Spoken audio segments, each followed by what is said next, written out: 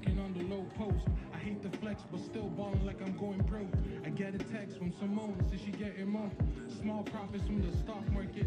I'm involved, I'm trying to cop hundreds. No, I don't sell work, I make myself work. I use my brain, I should show you that my cells work. Taxing niggas, gotta calculate my self-worth.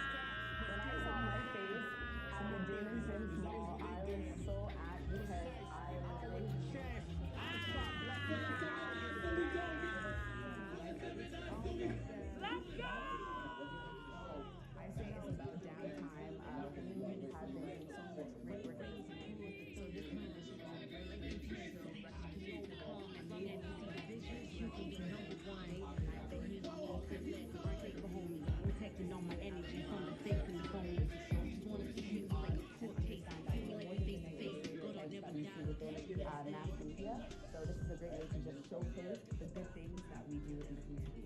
People need to come visit this exhibition because I'm tired of hearing everybody talk down on Jane and Finch. When you come to this exhibition, you can actually see the community leaders here and understand what they do, who we are, and then realize that we're not just the stereotypes that you see within the media. So come on, check out the exhibition because you're gonna see who we really are, minus all the bad things. You know what I'm saying? Come check out the good stuff.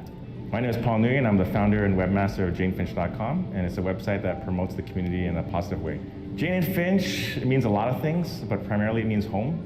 To me, when I think of Jane and Finch, I think of just a lot of different people coming from different parts of the world, coming to Jane and Finch to live there, to live together, to work together, to play together, and to make a better life. To be featured in this exhibition was very touching. I always felt like I was a version of you 20 years ago, man. And giving the guys, the street guys, the word, and then to see you, giving other people a voice, it's very touching. To be given an exhibition by the city is a big blessing. I think that it's about time that the city finally recognized the talent and the great young people in the community. So to have the exhibition being promoted by the city is a great thing. I think it's about goddamn time. We had a lot of strong voices here, but now we're finally hitting the mainstream, and through your work, I'm very touched, and I'm glad that and this is not because what I feel like David and said to me, oh Lord, or will I take it into my own hands and fight harder?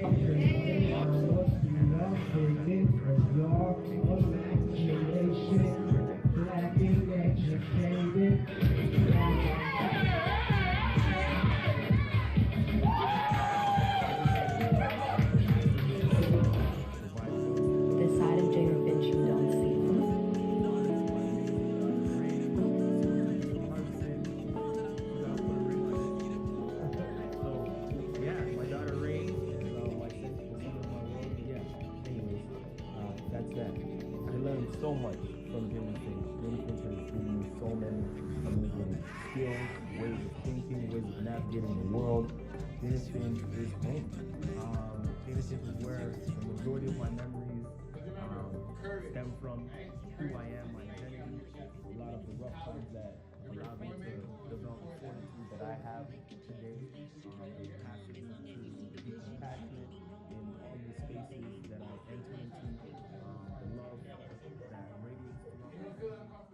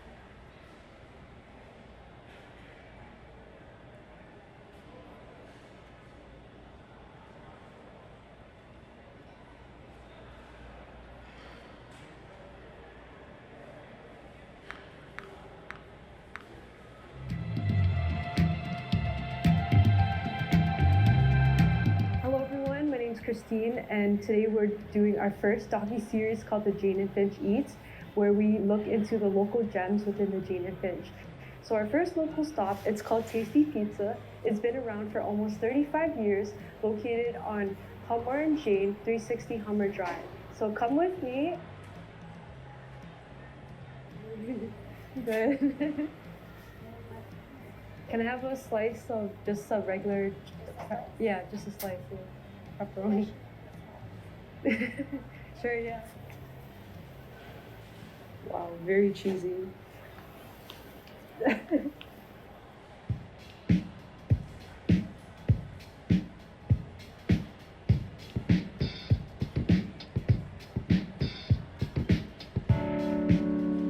My name is Aisha and this is Nature and this is Tasty Pizza and more. My parents started the business in 1986. They're new immigrants in this country, and for about 20 years now, me and my husband are running it. We've been here so long, so we know so many people. They grew up in this area, they moved away, but they still come and see us. We've become friends basically, and come with their families. It's a lot of history. Knowing nothing about pizza, obviously, my parents opened the store and they asked for an old Italian man to teach them how to do everything basically. So he did, and then we went on from there. So every day we make it a day before for the next day, and then we make the sauces every day.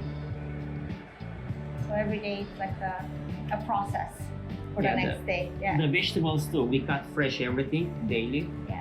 That's why keep the pizza fresh, tasty more. Just never stopped since then.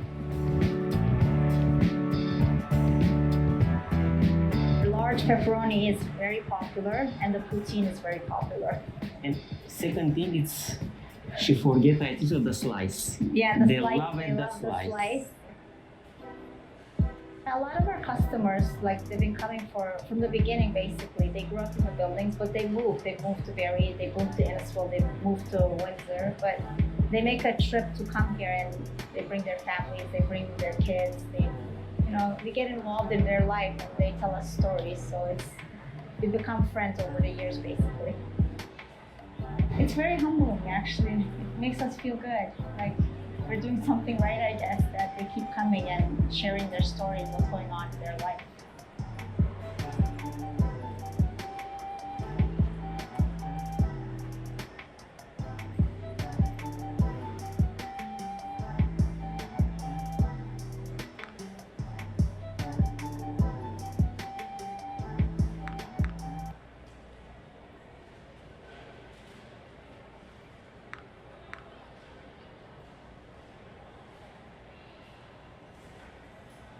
This is our second docu-series, Jane and Finch Eats.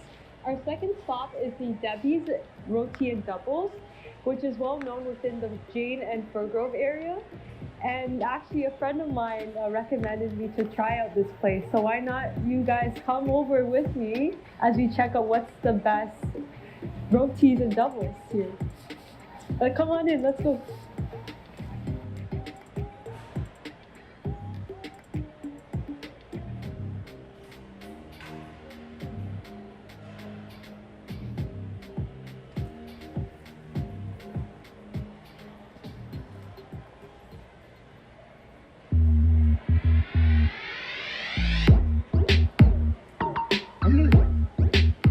My name is Solange and my husband Randy. We own Day-Based Roti and Doubles located here at 2881 Jane Street, and we have another one at 4000 Steeles. Started the restaurant about 9 years ago, originally at Albion and Islington, and then after that we opened up this one about 8-9 years ago, and we've been here since. And we just recently opened about a year and a half ago, 2 years, we opened the one at Steeles. Randy is Trinidadian, and then he grew up in this area as well, which has a lot of Caribbean influence. So then he decided to go for this because this is what his grandmother taught him. Roti and doubles, but we focus on curry chicken. You can either get it with roti or rice. It doesn't have to be specifically roti. We sell curry goat, jerk chicken roti, aloo pie, falori. It's a wide variety of like pretty Caribbean cuisine. So the most popular order is a curry chicken, boneless curry chicken with like rice or roti. And there's two kinds of roti. So the dalpuri roti and the paratha. So you can get that either wrapped or you can get it separated. So you can dip your curry and like eat it with your hands. And then a doubles. A lot of people tend to get like a doubles and a roti as like an appetizer and a meal. And then they like to get like a red solo, which is like a Trini pop. The dalpuri has grinded yellow split peas in it, so they call it dal. The paratha, there's nothing in it, it's just a fluffy roti, and they clap it, they call it dabla. It's 2 wooden sticks, and they clap it so it gets nice and fluffy. Been here for about 8 years, and honestly, we have a pleasant neighborhood where everybody is like a small community. Everyone gets along, everyone likes to help each other. So I just think the media sometimes likes to portray it in a way that it's not really necessarily how it is once you're here. I think it's completely different. You're constantly working, so you don't think about the impact that you may have on the community. So it's always nice to like talk to somebody and like you get to know, like people actually know you, people actually enjoy your food. So it's like kind of like fulfilling in a way, like yeah.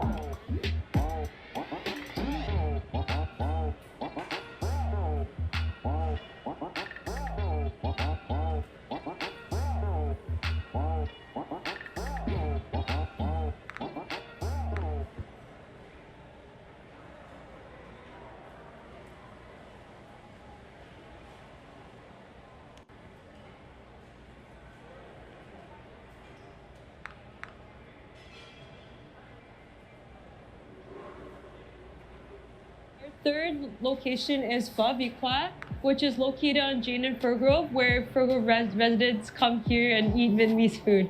So why not you guys come join me?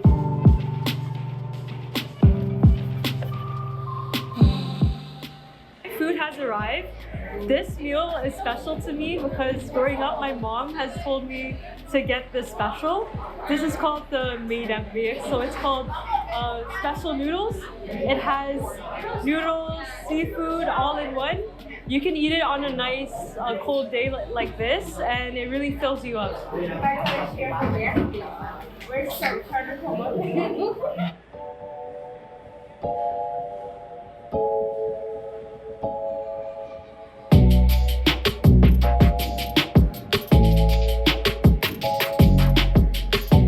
My name is Wa Huan. This is my restaurant. It's Pho Mi Wa.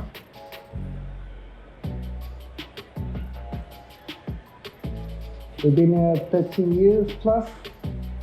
It's a family business. I was a tune die maker, and I sponsored my wife's family side over. And then they need a job, and her brother loved to cook. So I quit my job, and then I helped them with the restaurant. We start making the ingredient, the recipe, and then we practice for a month, and then ask friends and relatives over, see which one is the best, and then whatever we think is good, then we stick with the recipe till now. We find out all the fall, and then we start making it. Practicing for a month, we open the restaurant, and we practice in the restaurant. We have like 10, 20 people eat free, and then we pick the best one.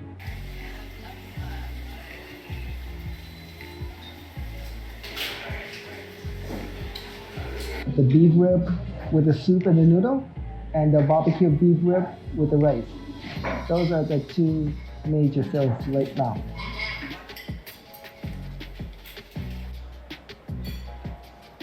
When they come in, you serve them good and you chit-chat with them. You make them feel like home. I think no joke will be the future.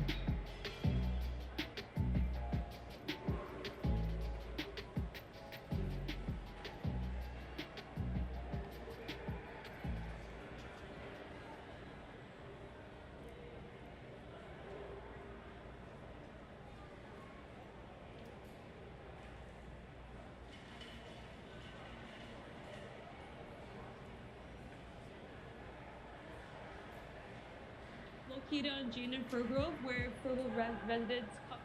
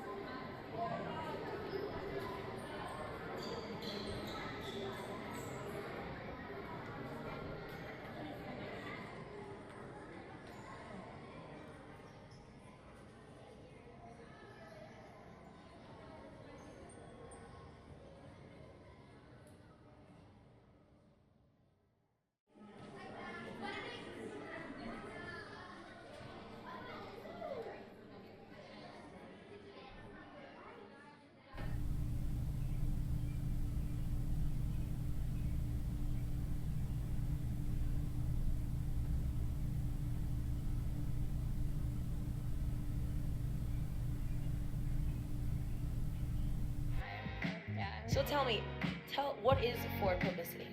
Well, Ford Publicity is a PR and marketing business, and it's based out of Toronto. And I have a great team of girls, and they're wonderful. And we do PR marketing, publicity, promotions, marketing, and a lot of other stuff, events management. And what inspired you to get into the business of public relations? I kind of fell into it, to be honest with you. I went to York University and I did communications and sociology, and I kind of just fell into public relations. I had an internship and I was doing PR, and it came natural to me, so I decided to run with it. Okay, and so for the calendar, tell us about the cover shot, because I'm very, very interested to see how it turns out with some of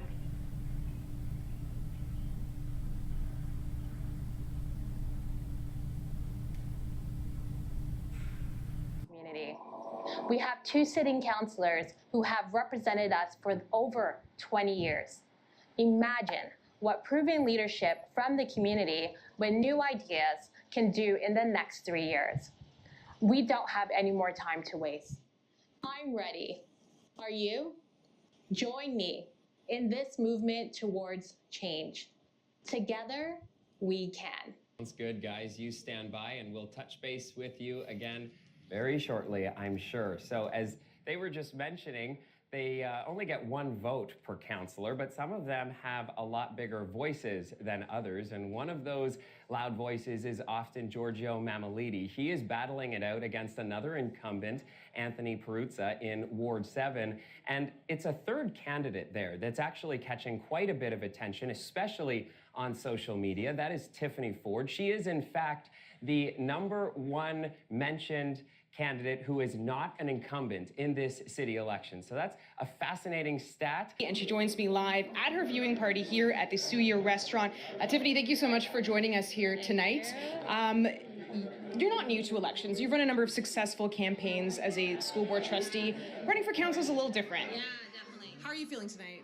You know, I feel extremely excited and ready for this to show that, you know, what the results are. It was a hard-fought campaign, you know, 6 months, and so many tribulations and trials, but I have amazing volunteers and amazing support across the city, so I'm super excited. When the provincial government brought in this new 25 ward system, that changed the game for everybody.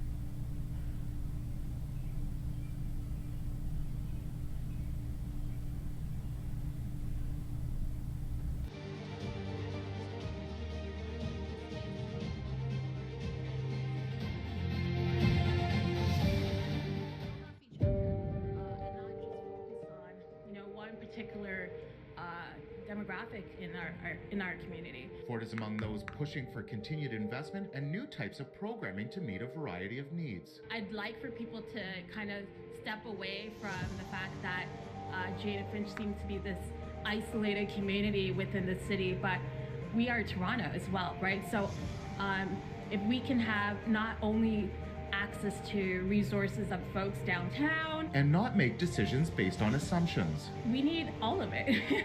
So tech hubs, tech things, everything that other communities have, we should also have access to. Back it up. These safety are seen in so many of Toronto's neighborhoods. Here at Peach, promoting education and community health, Interim Executive Director Tiffany Ford is on a mission. I want this space to be a hub for families and community where everyone can sort of build off each other and not just focus on demographics in our